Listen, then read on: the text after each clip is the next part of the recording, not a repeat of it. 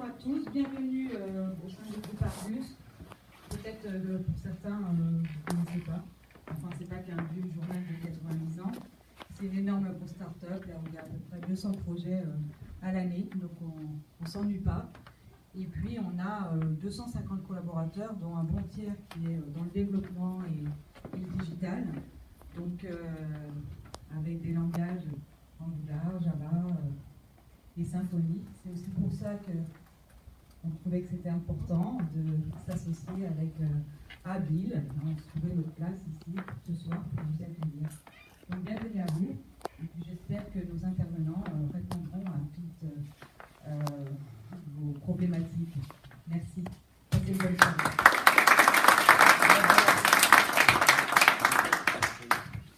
Bonsoir à tous, merci d'être venus aussi nombreux.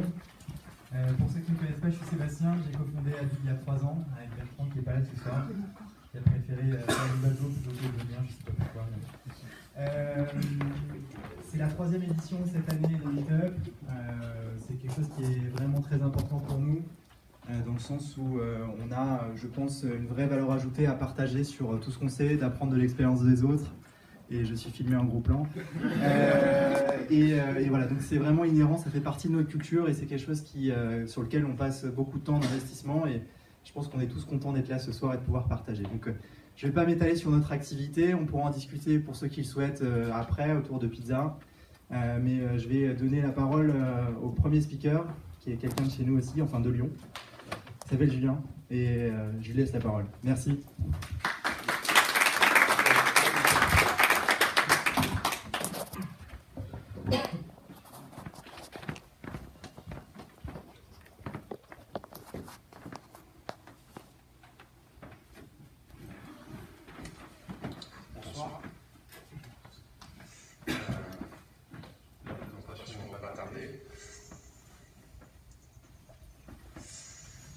Déjà, on se retrouve ce soir pour discuter de... J'ai du mal avec le...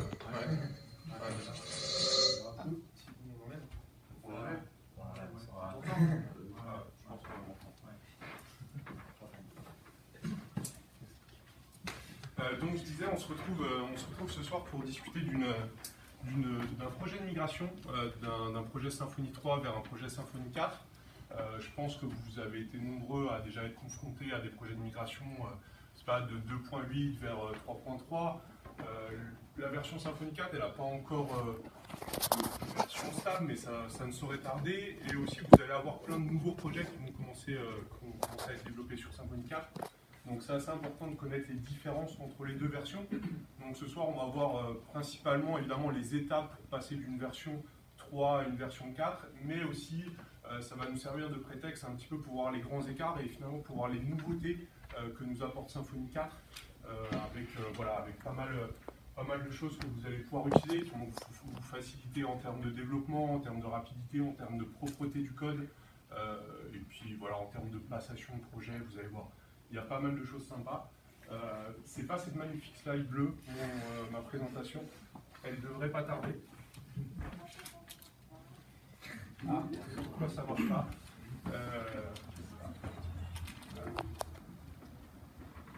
Donc je peux me présenter, hein, j'ai pas besoin de la slide, je pense que j'arriverai à me souvenir de mon nom et prénom.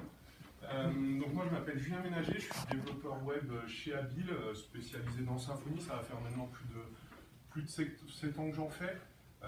J'ai fait un petit peu de Zen avant, du Zen 1, et puis voilà, j'ai vécu différents projets, notamment chez Bouygues Télécom. J'ai travaillé chez des opérateurs de cloud. Là en ce moment je suis chez une entreprise qui fait du e-commerce, donc quelque chose de plus classique. Donc voilà, j'ai eu la chance de voir pas mal de choses et je pense que si vous êtes là ce soir pour Symfony, c'est que vous savez qu'il y a du Symfony un peu partout, donc c'est plutôt cool. Pour le reste par contre, je vais normalement en avoir besoin.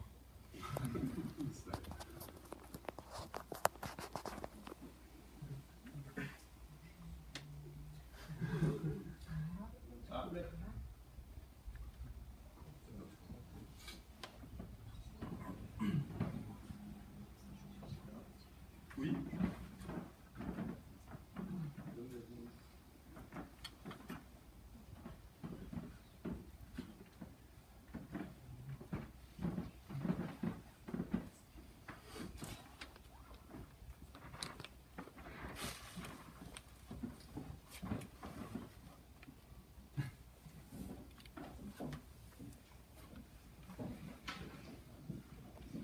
c'est la première fois que je fais des présentations, du coup je le saurai pour la prochaine fois de jamais passer en premier. Ça, on n'est pas embêté par les problèmes techniques.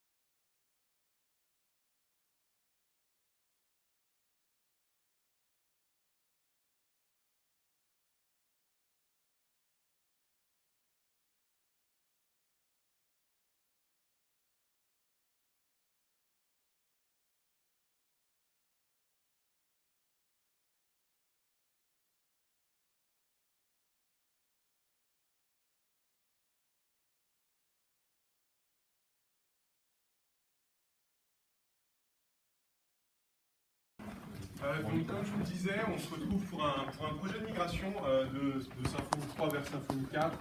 On va aborder les principales étapes pour migrer et les principaux changements qu'il y a entre Symfony 3 et Symfony 4, toute la valeur ajoutée, ce genre de choses. Donc, je me suis déjà présenté, je travaille à Abby, je vous invite vraiment à aller faire un tour sur notre site ou sur nos réseaux sociaux. On n'est pas une SS2I comme les autres et j'en ai fait plusieurs, donc j'ai pas honte de le dire. Donc on revient au sujet principal, la migration. Donc déjà, quels vont être les principaux intérêts de migrer de Symfony 3 à Symfony 4 ? Déjà en termes de performance basique, on a clairement sur des projets out of the box des performances améliorées. On a notamment des benchmarks qui sont disponibles sur le site Symfony, sur le site Sensio Labs. On a aussi des benchmarks qui ont été faits évidemment par des utilisateurs, parce qu'on Sensio Labs ne va pas dire que Symfony 4 va moins vite que Symfony 3, évidemment, ça serait dommage. Mais moi, je ne trouve pas que c'est vraiment le principal intérêt pour la migration. Vraiment, c'est plutôt les nouveautés, les nouvelles fonctionnalités, ce qui vont nous aider à développer plus rapidement, développer de manière un petit peu plus propre. Dans les fonctionnalités nouvelles, on va avoir là dans la présentation, notamment l'installation un petit peu plus facilitée des bundles avec Symfony 4, notamment avec l'arrivée de Flex. Donc, on verra aussi la différence entre Symfony 4 et Flex, ça ne va pas forcément de pair. On a aussi l'auto-wiring et l'auto-registration qui est vraiment obligatoire, mais qui va permettre de faire des choses beaucoup plus sympas. On a quelque chose aussi qui vraiment est amené par Symfony 4 et poussé par Flex. Ça va être le fait d'avoir des applications plus petites en termes d'architecture, en termes de fichiers, en termes de structuration de dossiers. On va aussi être un petit peu moins orienté sur la configuration, mais vraiment plus sur le code, et c'est clairement très appréciable. Au niveau des prérequis, lorsque vous allez vouloir faire une migration, donc déjà, il va falloir être en Symfony 3.4. C'est vraiment quelque chose de très important. D'abord, si vous êtes sur une version mineure, sur une 2.8, une 3. Migrez vers Symfony 3.4. Là, des tutos, des exemples, des expériences, il y en a partout, et ça va vous faciliter la tâche. Vraiment, après, vous allez voir, on va en discuter d'ailleurs, pourquoi est-ce qu'il vaut mieux être sur Symfony 3.4 avant de migrer sur 4, c'est plutôt important. Sachez-le aussi, Symfony 3.4 ne va pas être éternel. À partir de novembre 2020, il sera plus soutenu en termes de bug fix, et à partir de novembre 2021, il sera plus soutenu en termes de security fix. Donc n'espérez pas que votre application va durer toute sa vie. À un moment donné, si vous voulez la maintenir, vous serez obligé de migrer. Ou alors vous vous exposerez à des attaques. Aussi, il va vous falloir PHP 7. Si vous n'avez pas PHP 7, vous ne pourrez pas migrer. Symfony 4 demande comme prérequis d'avoir PHP 7. Donc pourquoi passer sur Symfony 3.4 ? Eh bien tout simplement, si on avait une définition à donner de Symfony 4, c'est Symfony 3.4 moins les features deprecated et plus une nouvelle manière de développer, une nouvelle manière de penser son code Symfony. Mais voilà, on est sur une base 3.4 avec les deprecated features en moins, et vous allez voir que clairement, cette première étape d'enlever les deprecated features va vous permettre de passer directement sur Symfony 4. Comment trouver les deprecated features ? Alors là, soit vous avez de la chance, vous avez votre code qui est testé unitairement avec PHP Unit. Vous lancez PHP Unit et vous allez pouvoir avoir des magnifiques rapports avec PHP Unit Brief de tout le code deprecated qu'il aura trouvé. Donc ça c'est vraiment très agréable, mais par expérience, je sais qu'on arrive dans des missions souvent où on rencontre des clients qui ont souvent pas de test unitaire. Et là, il va falloir y aller à la main. Symfony quand même propose la debug toolbar avec une petite section un petit peu floue, d'ailleurs sur la présentation, des dépréciations. Donc vous allez devoir parcourir tout votre site à la main et à chaque fois regarder s'il y a des dépréciations, les corriger, c'est très important. Sans ça, vous ne pourrez pas migrer. Un petit exemple de dépréciation qu'on retrouve souvent dans PHP 3.4, dans Symfony 3.4, pardon, et que vraiment, en fait, Symfony 4 va vous l'imposer, mais ça va clairement être un gain de propreté pour votre site, c'est l'auto-wiring. Donc on rencontre très souvent dans des contrôleurs, je pense que tout le monde l'a déjà vu, this, get conteneur, get le nom de mon service. Ça, tout le monde le voit. C'est fini. Ce code-là est déprécié depuis Symfony 3.2. Donc ça va faire vraiment très longtemps qu'il est déprécié. Et pourtant, je suis sûr que aujourd'hui, vous ouvrez votre code, une personne sur deux au minimum là dans son code. C'est fini, il faut arrêter de faire ça. Et d'ailleurs, on le voit, si vous utilisez la debug toolbar dont je vous ai parlé juste avant, on le voit ici, c'est déprécié depuis Symfony 3.2 et en 4.0, ça déclenchera une exception. Donc vous ne pourrez plus du tout utiliser votre site. Pour vous obliger à migrer, vous avez juste une petite ligne à rajouter dans votre code, dans votre config.yml, c'est containers auto-wiring strict mode égale true, et votre Symfony 3 marchera comme Symfony 4 sur cette fonctionnalité et vous lèvera des exceptions, vous ne pourrez plus passer à côté. Je vous conseille vraiment de le faire dès maintenant, de toute façon c'est déprécié depuis la 3.0. Comment du coup mettre en place cet auto-wiring, ne plus faire le conteneur get le nom de mon service? Et bien c'est très simple, vous allez pouvoir directement injecter dans le nom de vos actions, dans votre signature de fonction, les services que vous allez devoir utiliser. Donc vous voyez, le logger, moi je le mets dans le nom de mon action et j'ai plus besoin de faire le sysget de mon conteneur, je peux directement l'utiliser. Pour savoir la liste de tous les services qui sont référencés par Symfony, c'est très très simple, vous avez juste une ligne console à lancer, debug auto-wiring et vous aurez tous les services que vous pouvez utiliser. Sauf que très souvent, soit des services ne sont pas auto-référencés, soit vous avez créé votre propre service et ils ne seront pas dans cette liste. Et bien là encore, c'est très simple, vous allez à l'endroit où vous créez vos services et vous pouvez le référencer vous-même en une seule ligne. Vous mettez le chemin vers votre fichier et vous le taguez avec votre tag et vous pourrez l'utiliser dans l'auto-wiring. Donc vraiment quelque chose de très simple que je vous conseille de mettre en place. En plus, ça permet d'avoir toutes vos actions beaucoup plus visibles parce que dans votre signature de fonction, vous allez savoir directement tous les services que vous avez utilisés et on se rapproche clairement beaucoup plus de l'injection de dépendance qu'on connaît Symfony. Donc allez-y, foncez, ça ne coûte pas grand-chose et ça rend votre code meilleur et plus migrable.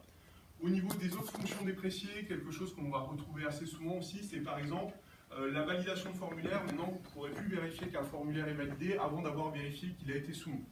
Ça, c'est pas mal aussi, ça évitera les formulaires sauvages en dehors des form type Symfony, d'avoir des boutons submit en dehors des form type Symfony, tout ça, c'est fini. Maintenant, vous allez devoir y passer et vous allez devoir rendre votre code propre. Pareil, ça déclenchera une exception en 4.0, donc vous ne pourrez pas passer à côté. Après, vous avez évidemment plein de classes qui ont été supprimées, vous avez évidemment plein de particularités dans votre code qu'il faudra corriger, mais ça sera indépendant à chaque projet. Je vous laisserai le découvrir, je pense que vous allez vous amuser. Ensuite, on va pouvoir commencer à installer Symfony dès qu'on a les deprecated en main. Et là, c'est encore très très simple. Vous allez dans Composer et vous changez votre ligne Symfony en 4.0 et c'est parti. Pas tout à fait. Symfony PHP Unit Bridge, vous allez aussi devoir le passer en 4.0. C'est le seul qui n'est pas indépendant de Symfony. Un autre conseil aussi, forcez PHP à être en 7.1 dans votre Composer, comme ça vous êtes serein quand vous lancez, vous savez que vous êtes en PHP 7. Vous pouvez aussi commencer en enlevant, donc je dis, mes slides seront dispo après, donc si vous voulez retrouver ces commandes, vous les aurez pour gérer votre migration, il n'y a pas de souci. Vous pouvez commencer à enlever Sensio Generator Bundle et Sensio Distribution Bundle, c'est deux paquets que vous n'aurez plus besoin avec Flex après. Et concrètement, vous allez tous vouloir passer à Flex quand je vous aurai montré à quoi ça sert. Donc c'est parti, on lance notre commande et évidemment, ça ne marchera pas. Clairement, vous allez tomber sur des incompatibilités dans Composer, vous allez avoir des versions qui ne seront pas compatibles avec 4.0, vous allez avoir des dépendances qui vont faire que vous allez être obligé de mettre à jour des versions, et là, il n'y a pas de magie. Vous allez devoir chercher vous-même les dépendances, vous allez devoir chercher des mises à jour de paquets, vous allez devoir peut-être utiliser des branches en cours avec des VCS, vous allez devoir aller jusqu'au bout. Mais une fois que c'est fait, ça y est, on a migré sur Symfony 4 et on a fini. Sauf que tout ce que je vous ai présenté au début, la nouvelle architecture de fichiers, l'automatisation de l'installation des modules, c'est pas disponible. Pourquoi c'est pas disponible? Tout simplement parce que Symfony 4, par défaut, va utiliser la nouvelle architecture de fichiers de Symfony, qui va être Flex. Ce que vous pouvez très bien choisir de garder votre architecture de fichiers disponible en 3.4, en 3.6, 7, 8, tout ce que vous voulez, et quand même migrer votre cœur Symfony 4. Il n'y aura pas de souci, ça marchera. Vous aurez toujours vos bundles, vos app config, vous aurez toujours, ça marchera, et vous aurez Symfony 4. Ce que vous allez profiter clairement seulement du quart des nouvelles fonctionnalités de Symfony 4. Vous allez devoir installer Flex si vous voulez vraiment en profiter au maximum. Et de toute façon, Symfony 4 vient avec Flex de base maintenant quand vous installez des nouveaux projets. Sauf que Flex, lui aussi, est indépendant. Donc, si vous choisissez de ne pas migrer votre Symfony 3.4 en Symfony 4, vous allez quand même pouvoir installer Flex sur un Symfony 3.3 ou 3.4. Donc, c'est vraiment deux choses qui sont séparées, qui sont indépendantes. Vous allez pouvoir faire l'un sans l'autre. Mais je vous conseille très fortement de faire les deux quand vous ambitionnez de migrer l'un des deux. Donc Flex, qu'est-ce que ça va vous apporter? Ça va vous apporter une nouvelle architecture de fichiers, hein, comme je vous en ai parlé au départ.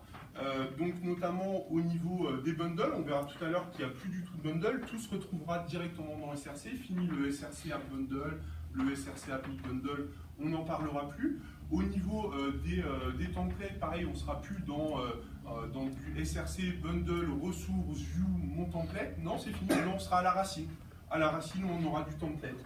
Et la même chose pour les traductions, pour les tests. Donc on va réduire très significativement notre architecture de dossier. En plus de ça, on va avoir des fonctionnalités qui vont nous aider à développer. Donc, je pense que vous êtes convaincus, vous avez aussi envie de migrer sur Flex. Là encore, l'installation est très simple, avec 2 lignes de Composer. Vous dites que maintenant, vous voulez utiliser l'architecture de fichiers de Flex et plus celle de Symfony. Donc vous rajoutez dans les requires Symfony Flex et vous mettez dans les conflits Symfony, et c'est fini, vous avez migré sur Flex. Pas vraiment, parce qu'en fait, ce qui va se passer, c'est que tout votre ancien code va rester, il va être disponible avec l'ancienne architecture, et vous allez avoir une petite application Flex à l'intérieur de cette nouvelle architecture, mais totalement vide. Donc là encore, pas de solution magique, il va falloir que vous migriez à la main votre code pour qu'il soit plus en dehors de cette petite application Flex, mais totalement dans l'application. Qu'est-ce que vous allez devoir faire? Vous allez devoir faire des choses à la main de partout. Vous allez devoir modifier des fichiers, les remonter, les changer d'endroit. Mais à la limite, ce n'est pas très important de devoir juste changer des fichiers d'endroit, des dossiers d'endroit, ça va assez vite. Sauf qu'on a des choses qui sont impactantes vraiment pour votre application. Il y en a 2 notamment et on va revenir dessus. Donc déjà, la première chose, c'est que votre app config paramètre CML disparaît. Je pense que vous l'avez déjà tous ressenti un petit peu. On a déjà le config.yml qui sert à faire de la configuration et on a le paramètre YML qui est par-dessus, qui vient un petit peu définir les constantes de cette configuration. Sauf que c'est quelque chose de pas très propre, étant donné que Symfony dispose déjà d'une manière d'implémenter cette configuration, c'est les variables d'environnement. Donc Sensio a décidé de faire disparaître ce paramètre CML et de vous obliger à utiliser les variables d'environnement. Comme ça paraît un petit peu brutal, mais clairement, ça va avoir de grands avantages.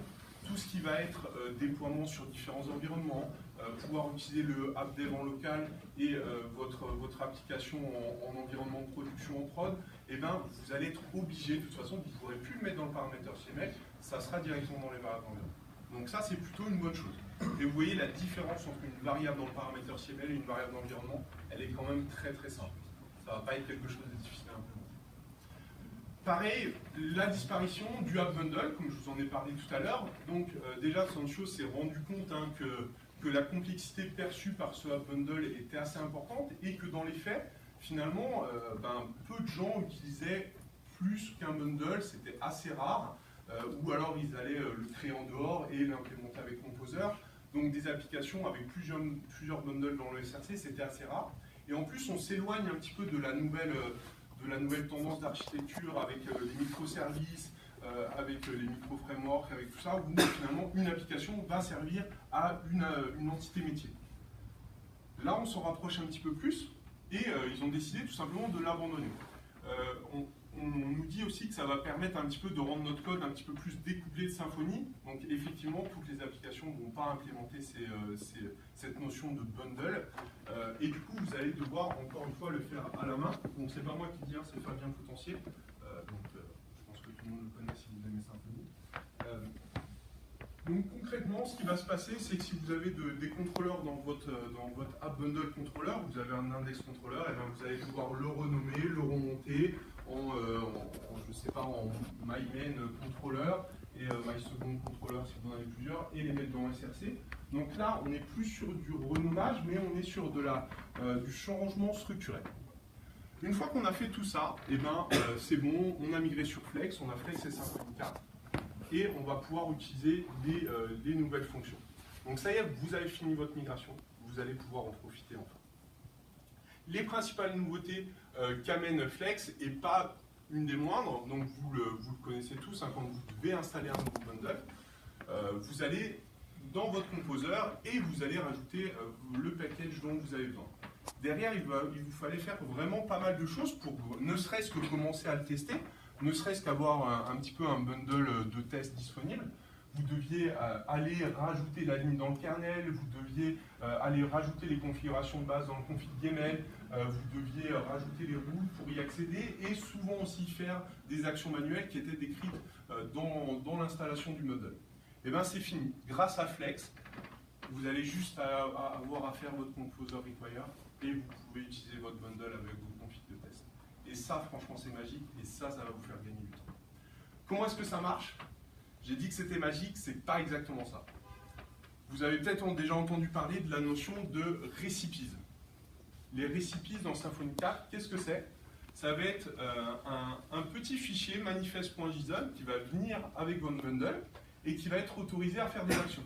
Donc concrètement, dans l'exemple que nous donne Sensio, on va pouvoir aller rajouter le bundle dans notre kernel, on va pouvoir aller copier les configs qu'on a directement déclarés dans notre bundle, dans notre config.yml, et même jouer d'autres actions supplémentaires pour l'utiliser directement. Effectivement, vous n'aurez pas vos configs à vous n'aurez pas exactement le paramétrage que vous voulez, mais tout sera disponible et tout sera testable avec les configs de test de base du bundle. Donc ça, c'est déjà très intéressant, ça nous fait gagner du temps. Si vous aussi, vous voulez participer à créer des recipes, Sensio a mis tout simplement un répertoire GitHub à disposition parce que tout n'est pas migré encore. Tous les bundles ne contiennent pas un recipe. Vous en avez un très grand nombre, mais si vous remarquez que votre bundle préféré, lui, n'en a pas, et bien vous pouvez très bien aller le faire à la place des gens qui proposent ces recipes. En plus de ça, on va avoir maintenant deux nouveaux petites applications dans Symfony, le Service Entity Repository et Genus Repository, qui vont nous permettre clairement... Ah, la batterie faible, on ne va pas trop longtemps, je vais me dépêcher. Donc ça, qu'est-ce que ça va nous permettre? Eh bien, tout simplement, ça va nous permettre d'injecter nos repositories dans nos contrôleurs ou dans nos services exactement de la même manière que tous les autres services dans Symfony. Donc on va pouvoir utiliser l'injection de dépendance, même pour Doctrine, même pour les repositories Doctrine. Et ça, franchement, c'est génial. Moi, personnellement, ça me saoulait de devoir utiliser d'une manière différente un service que je créais moi-même et un repository qui m'était proposé par Doctrine. Avec Symfony Flex, c'est fini, on va pouvoir faire la même chose. On a aussi le Maker Bundle, donc peut-être que certains d'entre vous connaissent le Sensio Generator Bundle.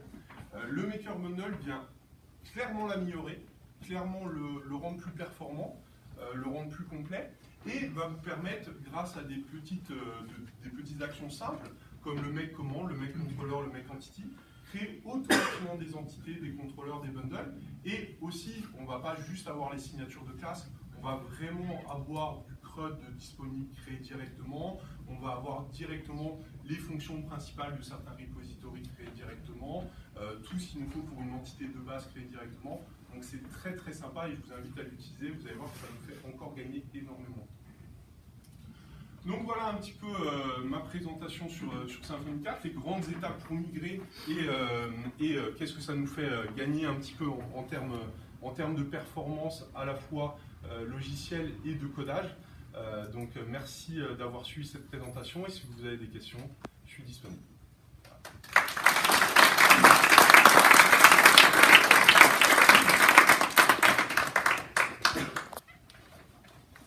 Pas de questions?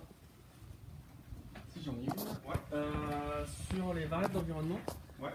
tu utilises un .env. Symfony ne recommande pas d'utiliser ces .env bundle, quelque chose comme ça, qui gère ce .env. Alors je te rassure, ma présentation vient du site Sensio. Ok. Donc, il le recommande tout autant, mais oui, tu peux aussi l'utiliser. En prod. En prod. Ok. Je me suis retrouvé dans des configs où il y avait plusieurs sites Symfony hébergés. Et là, les variables d'environnement, serveur, ouais, ça part en cacahuète. Après, je pense que comme dans la nouvelle notion qu'ils veulent au niveau de Symfony 4 et Flex, ils s'orientent vraiment sur une architecture microservice, micro-framework, avec une application, un environnement, un domaine métier.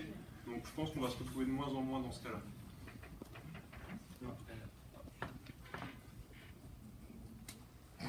D'autres questions? Eh bien, merci. C'est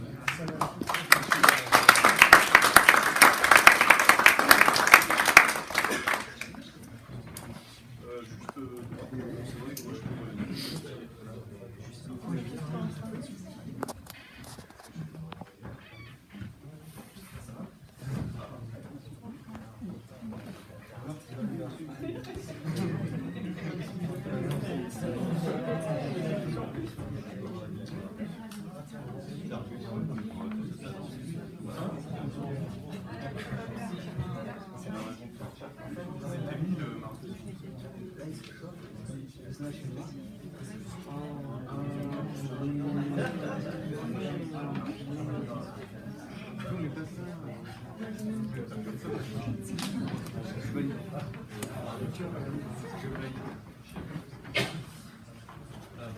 Bonsoir. Bonsoir Nicolas. Bonsoir. Salut. Une fois que la transition est trouvée, maintenant qu'on a installé notre code sur un bon Symfony tout propre, tout neuf, on va peut-être s'intéresser sur comment migrer avec schéma d'une base de données legacy sans y toucher. Si on a migré un projet vers un nouveau Symfony, c'est un projet qui a été fait il y a quelques temps, très longtemps, avec une base de données qui peut-être n'était pas hyper bien conçue. Et donc on va voir comment est-ce qu'on peut remédier à ça. Donc moi je m'appelle Nicolas Born, je suis développeur Symfony, je suis actuellement en mission chez Wind et je bosse sur un projet qui s'appelle WinPay et c'est de ce projet-là qu'est venue cette présentation. Vous pouvez me retrouver sur Twitter et sur LinkedIn si vous avez des questions après la présentation ou juste pour échanger sur des questions dev, ce sera toujours intéressant. Alors Wind, qu'est-ce que c'est très rapidement? Wind, c'est une solution SaaS qui permet de gérer l'omnicanal dans la vente. Donc on va pouvoir, il propose une solution qui va permettre de gérer le parcours utilisateur aussi bien dans un magasin que sur Internet et derrière pour le marchand de gérer ses stocks, sa facturation, son paiement, etc. Et donc moi je bosse sur WinPay. Donc WinPay c'est la brique de paiement qui vient dans la solution Wind. Donc en fait on propose une API et cette API permet à nos clients de faire des paiements et nous derrière on s'occupe de s'interfacer avec différentes solutions de paiement, carte bancaire, virement, PayPal, etc., en proposant une seule API toute belle, toute propre à nos clients. Donc le contexte du projet quand je suis arrivé chez Wind, c'est qu'on avait un code externe qui était sur du Stream 2, il n'y avait pas d'ORM, la base de données actuelle en prod a été conçue en même temps où Stream 2 a été choisi, donc vous imaginez. C'était pas la meilleure base de données, pas forcément de foreign key, des noms inconsistants, parfois en anglais, parfois en français. Donc, bref, c'était pas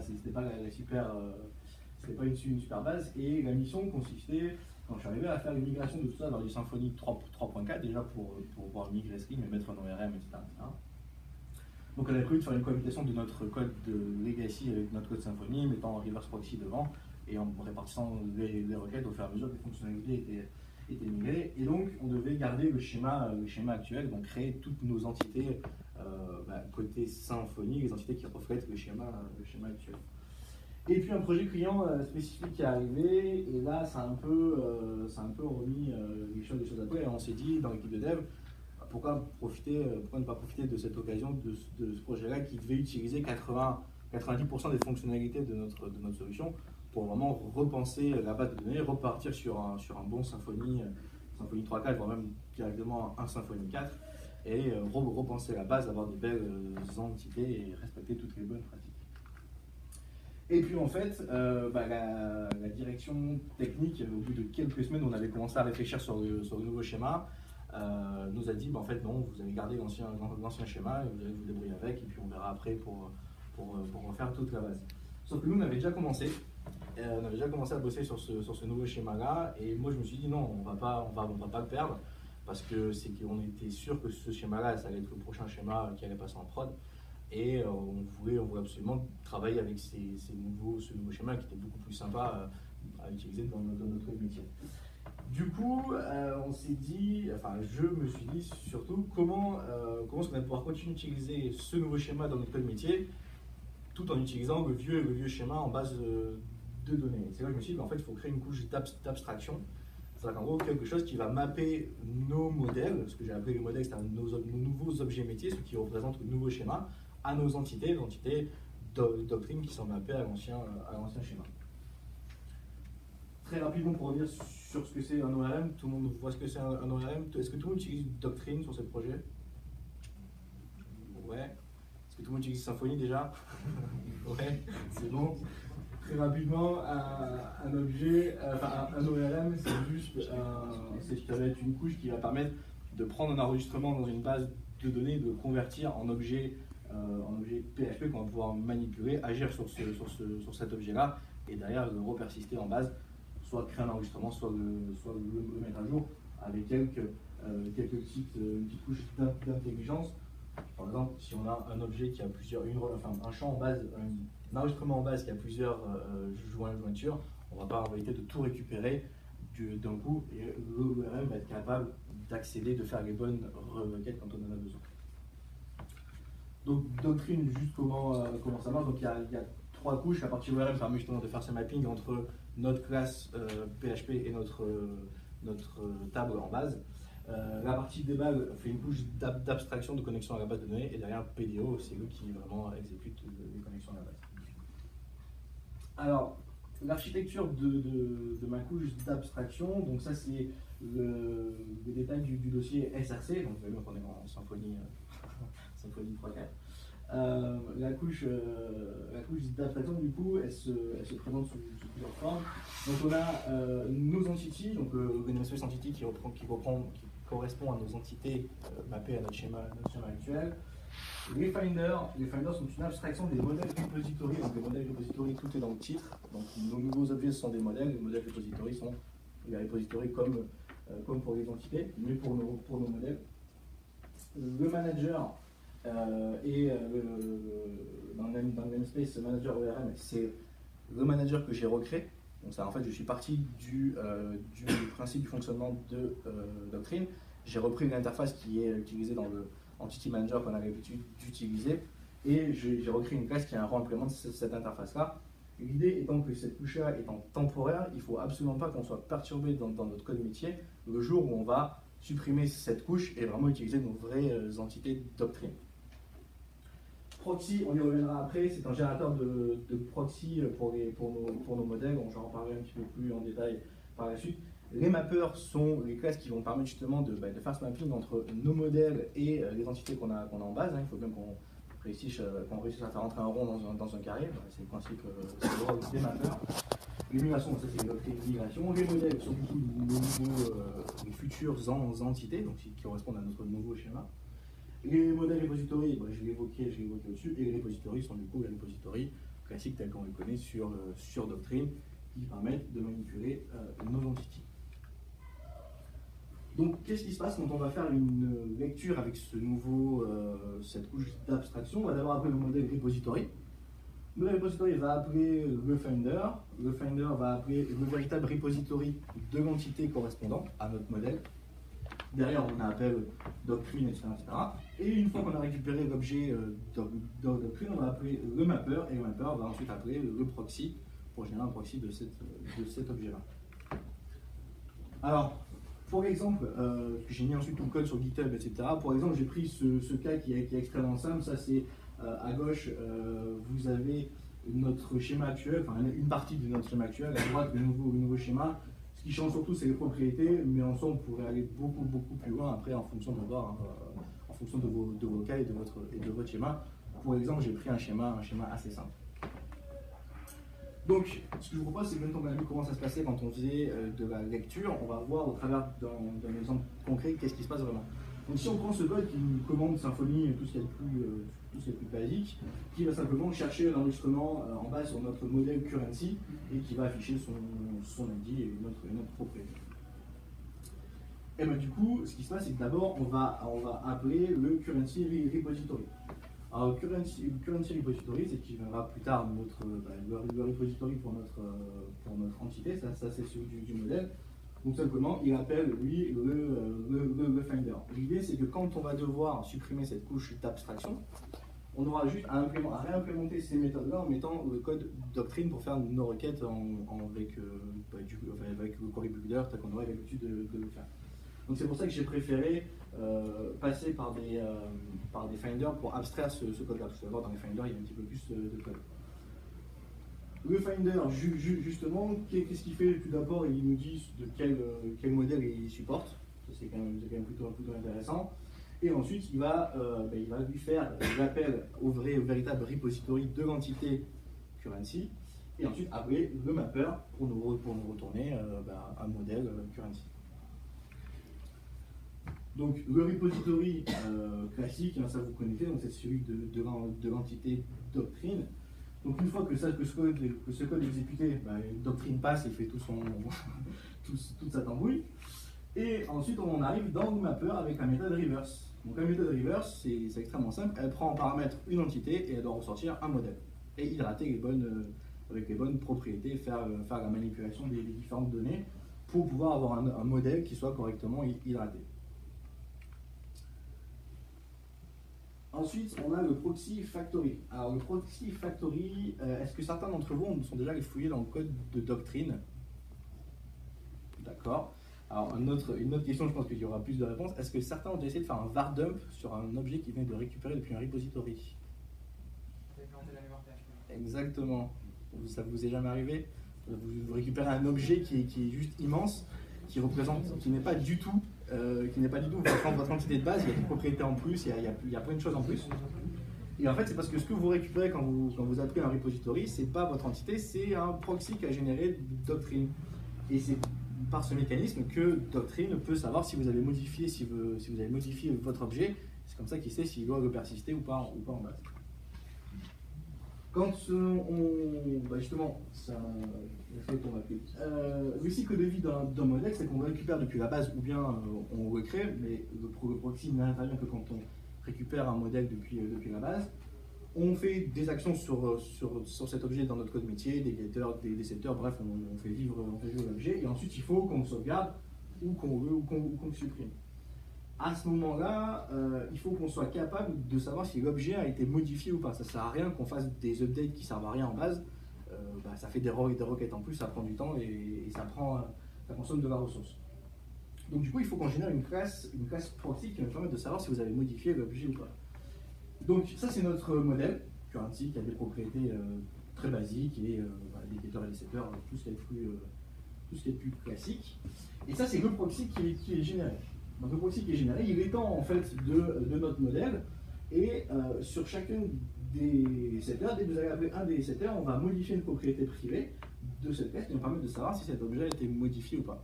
C'est une version très très simplifiée de ce que fait Doctrine, mais ce qui dans mon cas répondait parfaitement à mon use case. Maintenant, dans le cadre de l'écriture, on a deux chemins possibles. Donc, quoi qu'il arrive, on va rentrer par notre WinP Object Manager, ce qui, comme j'ai dit tout à l'heure, réimplémente l'interface de l'Entity Manager. On va appeler le composant validateur de Symfony, parce que tous nos modèles, on a pu définir du coup des assertions, comme on peut le faire dans nos entités, pour permettre de valider nos objets. Ensuite, si on est en création, on va appeler notre mapper, qui va du coup nous retourner une entité à persister. Ensuite, on appelle la couche doctrine. Et si on est en modification, dans ce cas-là, on va appeler le repository pour récupérer l'objet de notre modèle en base et faire un update sur cette entité et ensuite le mettre à jour. Alors, si on reprend notre exemple de notre currency, on est toujours dans notre commande Symfony et là, on fait un new, on set nos propriétés et on enregistre. Qu'est-ce qui se passe quand on enregistre? Alors ça, on est dans le WinP Object Manager, dans une méthode privée doPersist qui va itérer sur tous les objets qu'on a passés à la méthode persist et qu'on appelle WinP Manager Object, la méthode persist. On vient ajouter l'objet qu'on veut persister dans un tableau. Et au moment où on va faire un flush, on va itérer sur ces objets-là et en fait, on va tout simplement voir dans quel cas on est. Déjà, première chose, on fait de la validation. Si nos objets ne sont pas valides, on lève une exception en disant Non, tu veux me donner un modèle qui n'est pas valide, corrige les données et tu reviens après. Ensuite, on va vérifier, on va aller chercher déjà le mapper associé à cette entité-là, à ce modèle-là. Il y a une factory, c'est pour ça que tous les mappeurs doivent implémenter la méthode support, ce qui permet de savoir pour un modèle quel est le mapper correspondant. On vérifie si notre objet est nouveau ou pas. Si c'est un nouvel objet, ça veut dire qu'il n'a pas d'ID. Donc du coup, on va appuyer sur le mapper la méthode create qui va nous retourner une entité. Si c'est un proxy mais qui n'a pas été modifié, ça ne sert à rien qu'on s'en occupe. Donc on continue. Et sinon, ça veut dire que c'est un objet c'est un proxy, donc c'est-à-dire c'est un objet qu'on a déjà récupéré depuis la base, qui a été modifié. Donc dans ces cas, il faut qu'on le mette à jour. Donc on met à jour, on appelle la méthode update sur le mapper, qui est comme vous l'avez vu sur le schéma d'avant. Au préalable, on va aller chercher l'entité correspondante en base. Et ensuite, on appelle doctrine, donc la véritable couche qui va s'occuper de faire les bonnes requêtes en base. Donc la méthode de create du mapper, elle va, comme on l'a vu, nous retourner une entité. Donc elle instancie un objet, elle recette les propriétés sur cet objet-là depuis notre modèle et elle retourne. Ensuite, doctrine passe encore. Et du coup, une fois que doctrine est passée, ça veut dire que notre enregistrement est bien en base. Dans le cadre de la modification, en fait, comme vous avez vu, on appelle ce qu'il faut qu'on fasse, c'est qu'on récupère notre entité en base et ensuite on appelle la méthode update sur le mapper. La méthode update, elle a deux paramètres, deux arguments, l'entité qui provient de la base, notre modèle qui contient nos mises à jour et elle va s'occuper de faire les bonnes mises à jour. Et elle retourne du coup. Pour faire tout ça, je me suis appuyé sur pas mal d'interfaces parce que l'idée c'était que ça ne nous gêne pas dans notre développement, que mes collègues puissent continuer à écrire du code comme ils en ont l'habitude et que ça marche sans aucun problème. Les interfaces sont très bien pour ça, ça permet de cadrer et d'être sûr que chaque classe implémente ces méthodes-là et que la machine ne va pas dérailler en cours. Donc on a le Finder, donc tous nos finders étant d'un abstract finder qui en fait implémente une méthode find, c'est tout ce qu'on peut avoir sur des repositories classiques, et il nous dit aussi de quel modèle il supporte. On a ensuite la mapper interface qui elle va devoir être développée pour chacun de nos modèles, pour faire correspondre derrière les bonnes entités avec du coup ces 4 méthodes à implémenter. Ces 4 méthodes à implémenter. Pardon. Et c'est tout. Et une fois que vous avez fait ça, vous avez réussi à migrer votre schéma legacy avec un nouveau schéma tout beau, tout propre. Vous pouvez retrouver tout le code qui est sur GitHub, enfin sur GitHub quoi. Si jamais ça vous a plu et que j'arrive à atteindre, on va dire, une dizaine de stars d'ici à la fin du meetup, je travaillerai encore plus dessus et j'en ferai un bundle que vous pourriez ensuite utiliser sur vos projets. Pour l'instant, ça reste juste du code qu'il faut copier-coller à la main pour mettre sur votre projet. Mais si ça vous plaît, mettez un star et puis je m'occupe de faire un bundle. Merci.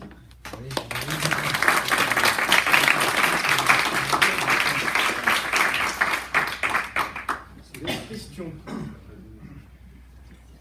Ouais, c'est bon. Est-ce qu'il a été pensé éventuellement de faire appel à des procédures stockées sur des tables différentes qui seraient mappées, de faire tout le travail uniquement du mapper finalement, mais du coup dans les deux sens avec des procédures stockées, plutôt que de passer par des proxys, des repositories. Non, c'est pas le même boulot. Ça n'a pas du tout été envisagé, simplement parce qu'on n'avait pas la compétence, pas la procédure stockée. J'en ai eu vague souvenir quand j'ai fait mes études et j'avais pas un très bon souvenir. Je sais que c'est extrêmement puissant, etc. Mais on préférait garder la main sur vraiment tout ce qui se passe et savoir vraiment qu'est-ce qu'on persiste, qu'est-ce qu'on a mis à jour, comment, pourquoi, et pouvoir tout retrouver très très facilement. Ouais. Au niveau des performances, la base sur laquelle tu as pu tester ce script-là, ouais. Elle était à combien, au niveau du volume, il y avait combien de tables, combien de lignes? Alors, combien de tables? Il y en avait une quarantaine à peu près. En termes d'enregistrement, c'est variable suivant les tables. Ça serait difficile de te donner un ordre de grandeur, mais on était sur ouais, on était quand même sur des volumes assez importants. On n'était pas sur du big data non plus, hein. On était sur des volumes, je sais pas, en termes d'opérations, de peut-être avoir 100 000 opérations en base, je sais pas, 15 000 comptes. Enfin, ça reste des volumes, tout dépend comment est-ce qu'on les voit, mais quand j'ai fait mes tests, je les ai fait sur ces jeux de grandeur-là, et on n'a pas vu de performance hyper dégradée. En fait, au début, j'ai fait une première version sans le proxy, et du coup, là effectivement, ça faisait des updates sur tous les objets. Donc, quand on a un objet qui a une collection d'objets, là, du coup, ça mettait à jour tous les objets de la collection, alors qu'ils n'avaient peut-être pas forcément bougé. Et après, quand j'ai rajouté le proxy, on était capable d'itérer sur une collection qu'à un objet et de mettre à jour que les objets de cette collection qui ont été vus en modification ou en suppression. Donc, au final, on s'y retrouve.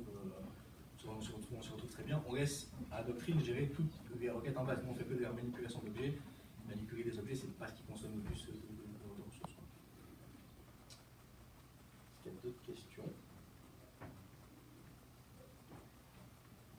Merci. Vous savez ce qu'il vous reste à faire.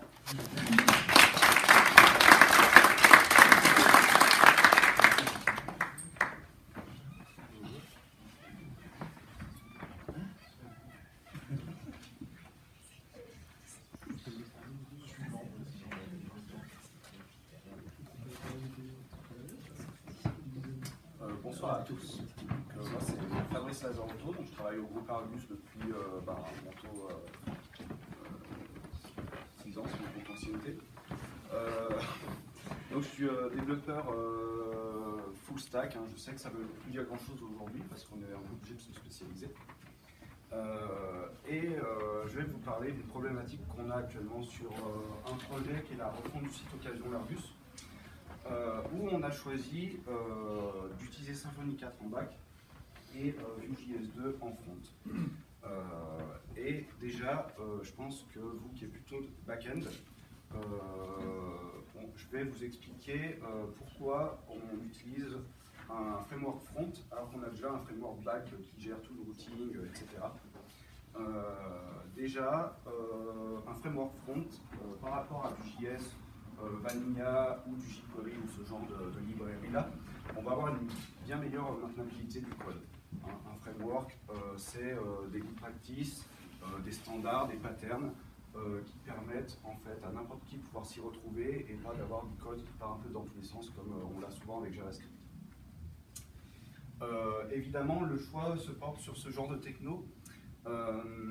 C'est surtout pour l'UX. On va avoir des apps, des sites beaucoup plus fluides, beaucoup plus sympas. Et c'est pour ça qu'on en voit de plus en plus aujourd'hui sur Internet. On a aussi une amélioration des performances, puisque au lieu, lors de la navigation, au lieu de recharger à chaque fois toute une page, avec tout le template, etc., on va avoir uniquement les données brutes en JSON, par exemple, qui vont donc venir hydrater notre template. Par contre, alors, les désavantages, l'apprentissage est souvent complexe. On a une belle courbe de progression.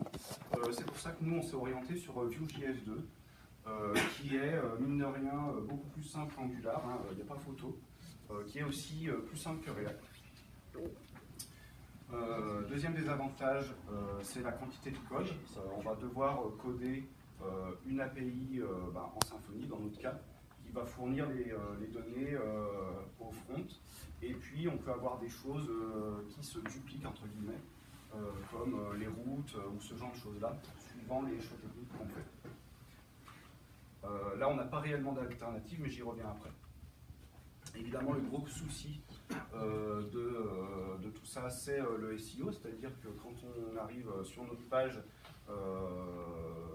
Vue, par exemple, on va avoir finalement une page blanche avec tout le code qui va être généré en JavaScript. Donc le robot Google, quand il passe, il ne voit rien. Et donc notre page, elle va être très mal indexée. Donc pour répondre à ça, on a le rendu serveur, c'est-à-dire que en fait, c'est le serveur qui va handler la requête et qui va exécuter notre code entre guillemets front pour générer du HTML qui va être directement injecté dans notre template. Et donc la page sera rendue comme si, comme d'habitude, comme en Symfony. Donc ça rejoint aussi le syndrome de la page blanche, c'est-à-dire que si on a une appli qui met longtemps à charger en JS, l'utilisateur quand il arrive, effectivement, comme le robot Google, il arrive sur une page blanche sans donner dedans. Donc ça peut être un peu bizarre. Et encore une fois, comme c'est la même problématique, c'est la même réponse, donc le rendu serveur. Donc on parlera par la suite de SSR. Alors j'ai mis à l'envers, c'est server side on run, pardon. Donc c'est ce que je vous ai dit, le principe c'est qu'on exécute le code front-end côté serveur et on envoie au navigateur le code HTML générique. On va avoir des contraintes, c'est-à-dire qu'on ne peut pas exécuter ça souvent app, donc .view en général. Et après, si je suis sur une page de listing de voitures, je vais avoir ma liste de voitures qui peut être un composant, chaque véhicule un autre composant qui va être inclus donc, dans ma liste. Mon moteur de recherche, ça va être un composant, et chacun des critères de ce moteur de recherche, des sous-composants également. Sur le schéma de droite, donc on a nos composants donc, en vert. Quand on effectue telle ou telle action sur un composant, ça va engendrer une action, et tout ce qui est donc marqué ViewX là en pointillé, c'est ce qu'on appelle le store. Et le store, en gros, ça va être l'endroit où on stocke toutes nos données qui doivent être partagées entre les différents composants. C'est une sorte de base de données front. C'est pas exactement une base de données parce qu'elle va être changeante, c'est-à-dire que les données vont être modifiées, celles dont on n'a pas besoin vont être supprimées, etc. Mais c'est ça qui va nous permettre en fait d'hydrater nos composants. Et on va passer pour le rendu serveur par ce state pour passer toutes les données à notre appli front. Et ainsi, nos composants auront déjà, ma liste de véhicules sera déjà chargée avec les véhicules qui correspondent à ma route, recherche. On revient à gauche, le routeur, c'est très simple. Je vous ai dit qu'on avait un composant principal qui est app.view. Et mon routeur, ça va être simple. Je vais lui dire, suivant telle route, tu charges tel composant principal dans l'app. C'est juste un point local. Qui va charger par exemple home va charger des messages, etc. Vous avez peut-être vu ce genre de schéma. Donc ça c'est le processus de SSR. Donc ici on a notre application View. Ici le point de montage générique, c'est-à-dire le code universel, que ce soit serveur back ou serveur front. Donc c'est le code qui monte notre application dans la page. Et donc comme je vous l'ai dit, on a une entrée serveur, une entrée client. Derrière Webpack encore, donc est-ce que tout le monde voit à peu près ce que c'est ou pas du tout? Donc c'est voilà, ça va nous faire notre build en fait. Ici on va pouvoir utiliser de l'ES6, donc la dernière version de JavaScript, et ici ça va nous générer donc de l'ES5, interprétable par les navigateurs. Notre serveur build va passer dans un renderer service dont je vous parle juste après, qui est donc tout simplement un service Symfony. Et ce service Symfony, il fait appel à V8, donc qui est le JavaScript Engine de Google, qui lui va pouvoir nous compiler notre serveur build exécuter le serveur build et nous compiler tout ça en HTML, tandis que le client build donc est directement intégré dans la page et gère notre application côté front. Bon, je passe vite fait sur la configuration. De toute façon, après vous aurez les slides. Donc, nous, on est parti sur du PHP 7.2 Symfony 4. Donc, c'est bien que Julien vous ait présenté la structure Symfony 4 pour ceux qui ne l'avaient pas en tête. Il vous faut Node 9 ou 10. J'ai vu que ça marchait bien avec du 8 aussi. Donc, ça, c'est uniquement côté dev. C'est pour faire marcher Webpack. Sur le serveur, on n'aura pas du tout besoin de Node. On prend juste V8. Ce qui est beaucoup plus léger. Voilà. On utilise un plugin qui s'appelle V8JS, un plugin PECL, qui est en fait un wrapper PHP de V8. Voilà. Ça va, je ne suis pas trop vite. Alors, petit souci, ok. Bon, je vous ai mis la config, NPM, etc. Ce qui est très très important, en fait, c'est la ligne là, qui est View Server Renderer. C'est ce qui va nous permettre en fait de générer du HTML à partir du code View. Voilà, et ici dans notre Webpack, on enable View Loader, on a juste ça à faire dans Webpack et dans Encore, et Webpack gérera le code View. sans problème. C'est un peu plus, on voit rien. Ensuite, donc je vais vous parler d'un service, JS Renderer. C'est plus sympa de l'avoir directement dans Twig. Comme ça, on sait que là où on a notre point de montage de l'app, on appelle ce service. Et on sait que c'est ici qu'on fait notre rendu serveur. Donc, simple. Donc le fonctionnement. On va avoir une requête qui arrive donc sur notre contrôleur Symfony. Lui, il va dire, ben, tiens, je vais avoir besoin de telles données. Et je les passe, donc ici on a un service, à set initial state. Donc c'est une méthode qui va, à laquelle on passe toutes nos données, toutes les données qui vont devoir hydrater notre appli, tout simplement. Là j'ai mis Data API, en fait c'est un wrapper, ça va être un service qui va récupérer nos données, et en fait la Data API qui est appelée côté front va faire appel aussi à ce service-là. Comme ça, en fait, on ne code plus ou moins qu'une fois la même chose. Donc, ici, on va faire un render de notre Twig, comme d'habitude. Et notre render service, d'un autre côté, est appelé dans notre Twig pour donc afficher le rendu serveur. Donc là, je vous ai mis la méthode render. Bon, sans entrer dans les détails, en gros, on appelle notre plugin v8.js. On va aller chercher le viewrenderer.js. On va chercher notre point d'entrée serveur. On exécute tout ça. On n'oublie pas de passer le initial state ainsi que la locale. Moi, je passe la locale parce qu'on a des problématiques de traduction. Et ensuite, dans notre contrôleur, voilà, c'est ce que je disais tout à l'heure, on a juste besoin d'une ligne, on set initial state, donc par exemple avec des params. Ça reste assez simple. Dans notre Twig,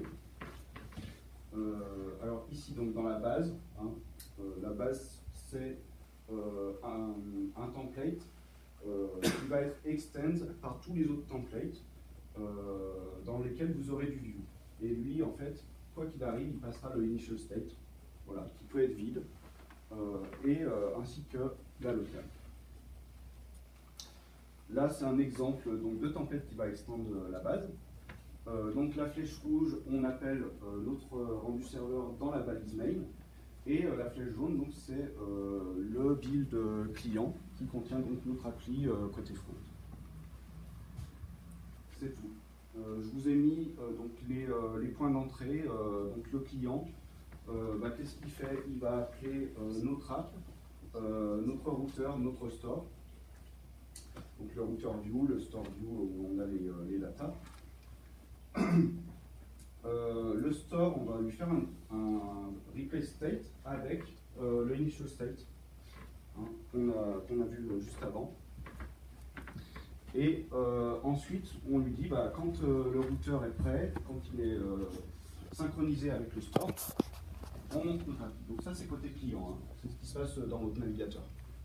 Là, c'est ce qui se passe, c'est ce qui va être exécuté côté serveur. Donc il y a un petit peu de choses. Mais en gros, on a le même principe. On a notre state qui va être remplacé par les datas récupérées côté serveur. Et ensuite, là, on a une promesse en fait, qui permet au JS d'être compilé seulement lorsque, pareil, le routeur et le store sont synchronisés. Et donc ici, vous voyez render view component to string. C'est pour ça qu'on avait besoin du view server renderer, parce qu'on a cette méthode très pratique qui va transformer notre code view en HTML. Donc là, je vous ai mis le code view universel. Je ne suis pas sûr que ce soit très utile. Je l'ai mis dans les slides, comme ça, quand vous téléchargerez la presse, vous les aurez, les espaces vides. Donc ça, c'est notre composant principal, app.view. Ici, on voit qu'on a router.view qui va être l'endroit où se branche le composant qui correspond à telle ou telle route. Là, c'est notre app.js, donc lui qui fait en fait le montage de notre appli, qui importe notre composant app et qui mixe tout ça avec le store et le routeur. Donc ça, c'est bien exécuté. Pardon, hop. Je vais pas revenir en arrière, c'est pas grave. Donc le app.js est exécuté côté client et côté serveur. Là, c'est le routeur. Le routeur Vue est assez simple. On a des routes. Une route, c'est quoi? C'est un path, un nom et le composant qui va correspondre. Voilà, là, c'est le store. Donc, comme je vous disais, on a un state, des getters qui sont appelés dans les composants, qui vont faire que le composant va se mettre à jour lorsque la valeur de tel getter, donc par exemple, je récupère des véhicules, si mon getter vehicles change, mon composant va se mettre à jour. Et les actions et mutations qui, elles, vont être appelées par les composants lorsqu'il y a des modifications. Bon, exemple de composant principal, bon là je vais avoir une liste de véhicules, ça peut être mon point de montage listing, ma route listing qui va appeler ce composant. Et enfin, comme je vous disais tout à l'heure, comment on peut faire, maintenant qu'on a réussi notre SSR, pour avoir les mêmes traductions côté Symfony et côté Vue, comment avoir les mêmes routes, comment du moins dumper les routes qu'on a côté Symfony pour pouvoir les avoir en Vue sans avoir à se retaper deux fois le boulot. Il y a beaucoup de code, mais je ne sais pas si vous connaissez JS Routing, si vous connaissez. Donc ça permet de dumper en fait toutes les routes que vous voulez exposer en JS. Donc il y a juste un petit option expose égale true à rajouter dans vos routes, dans vos annotations Symfony dans les contrôleurs. Et ça va nous donner un truc comme ça.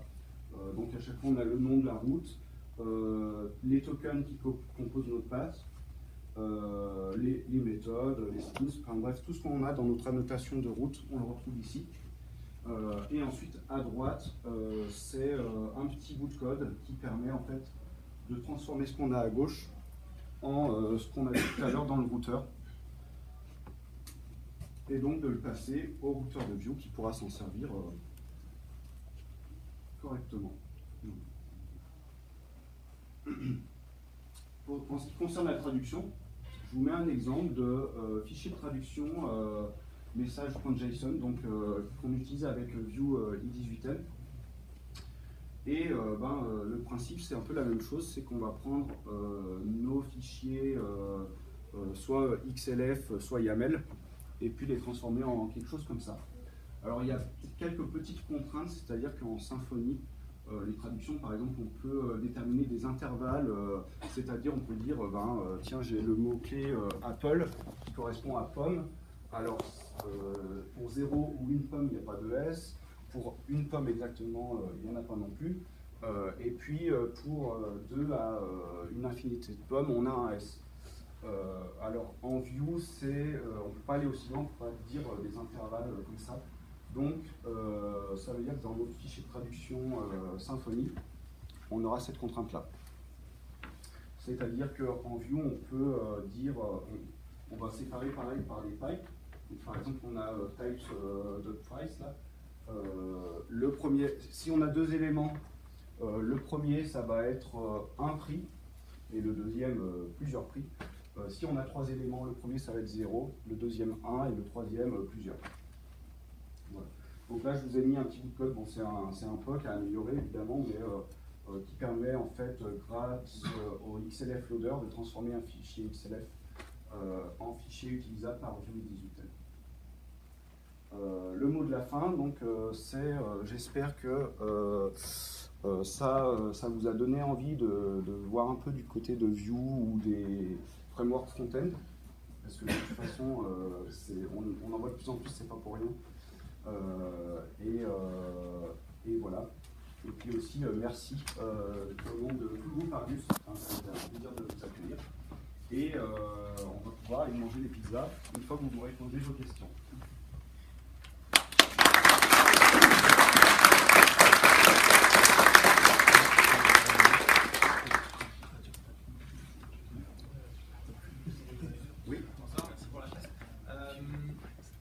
Est-ce que c'est aussi rapide, à partir du moment où on peut initialiser l'état des composants Vue, Est-ce que c'est aussi rapide de laisser au client, j'ai envie de dire, le soin de faire le rendu? Est-ce qu'il peut le faire ou est-ce qu'on est obligé de le faire côté serveur? Je suis pas sûr d'avoir compris la question. Alors, d'après ce que j'ai compris, à partir du moment où on arrive en mode SSR, on va générer une page dans laquelle on va mettre le state. Oui, c'est ça. Et après, on va exécuter le JS pour faire le rendu global. Voilà, toujours côté serveur. Voilà, toujours côté serveur. Pourquoi cette deuxième partie, elle ne peut pas aller côté client? Et est-ce que, alors, pourquoi elle est côté client, effectivement, hein, puisque c'est pour ça qu'on passe aussi le state à un objet initial state qui est dans Windows, qu'on puisse le récupérer et avoir donc la même chose que ce qui a été fait côté serveur. On le fait côté serveur principalement pour le SEO. Hein. Ok. C'est pour avoir le rendu HTML de la page. Exactement. Okay. Très bien. Oui, j'ai une petite question sur tout ce qui va être sécurité, formulaire symphonique, implémente les jetons, tout ça. Vous allez arriver à réutiliser cette sécurité ou... Alors nous, on n'aura pas de formulaire parce qu'on utilise Vue uniquement principalement sur la page de listing. En gros, c'est vraiment que des appels API du GET, quoi, principalement. Voilà. Après, tout ce qui est, je pense, effectivement, tout ce qui est formulaire Symfony, ça ne doit pas passer, ça reste en tweak, quoi. Voilà.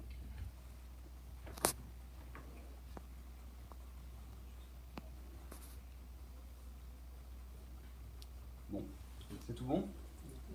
Merci encore.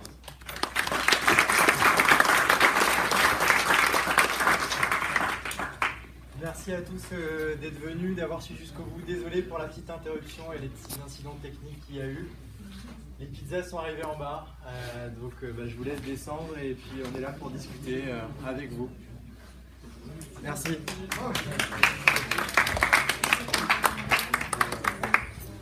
Il n'y a pas de problème technique sur les pizzas. Non, c'est bon, on a utilisé